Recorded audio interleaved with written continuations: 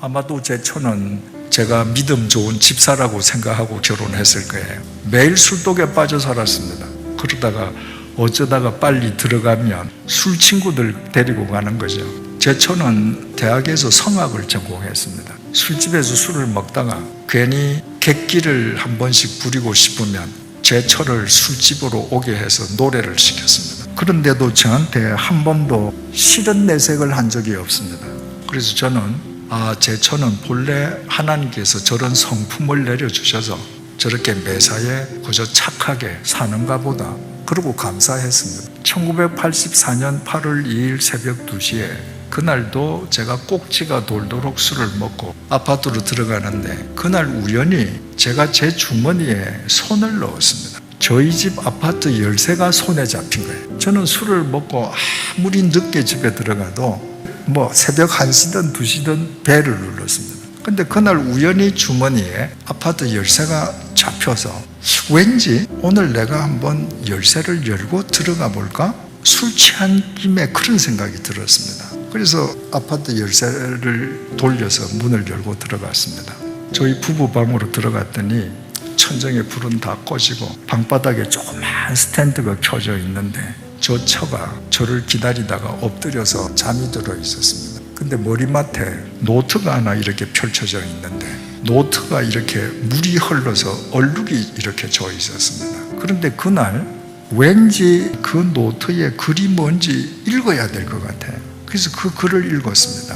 그 내용이 이렇습니다. 나는 오늘도 버스를 타고 수유리 너머로 갔다. 시골길을 하염없이 걸으면서 오늘도 역시 어김없이 죽음을 생각했다. 약을 먹고 죽을까 아니면 손목을 그어 죽을까. 그러나 그것은 내가 취할 길이 아님을 나는 다시 한 번 더 확인하고 되돌아왔다. 나를 살리기 위해 십자가에서 돌아가신 주님께서 주님의 뜻을 위해 내게 주신 남편이므로 나는 사랑해야만 한다. 나는 할 수 없지만 주님께서 사랑하라 명령하심으로 나는 사랑해야만 한다. 주님 도와주세요. 나의 약함을 주님께서 잘 아시잖아요. 제가 이 글을 읽는데 제 마음과 귀에서 북소리가 푹 울리는데 제가 이 세상에 태어나서 그렇게 큰 북소리를 들어본 적이 없습니다. 저는 모태신앙인으로 태어나서 교회에 다니면서 목사님의 설교를 통해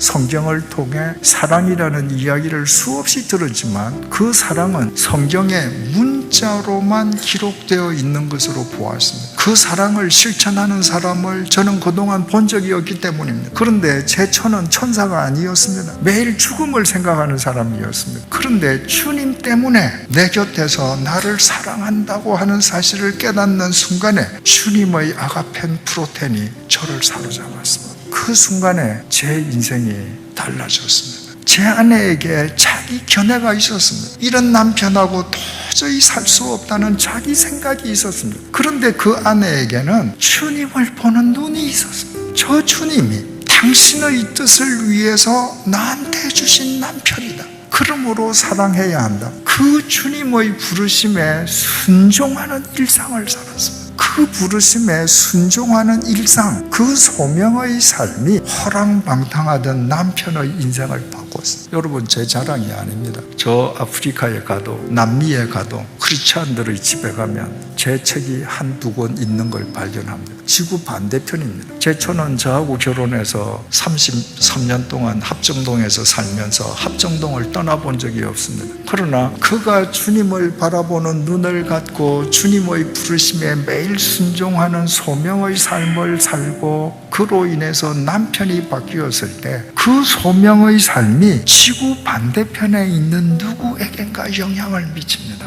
여러분, 이것이 주님의 신비로운 구원의 역사입니다. 우리 주님은 시간과 공간을 초월하기 때문입니다. 주님께서 우리에게 명령하십니다. 땅끝까지 이르러 내 증인이 되라고요. 사람들은 땅끝을 지리적으로 먼 곳으로만 생각합니다. 내가 오늘 이 자리에 서서 어느 방향이든 한쪽 방향을 향해서 땅끝을 향해 계속 나아가면 지구를 한 바퀴 돌아서 다시 원위치로 돌아옵니다. 여러분, 땅끝은 지구 반대편이 아닙니다. 만약에 우리가 저 아프리카 르완다를 지구 반대편이라고 생각하고 다 거리로 가야 된다면 아프리카 르완다 그리스도인들은 다 짐 싸들고 이리로 와야 되지 않겠습니까? 땅끝은 내가 지금 두 발 딛고 있는 이 현장입니다. 이곳이 땅끝의 출발점인 동시에 종착점입니다. 아내는 저를 땅끝으로 생각했습니다.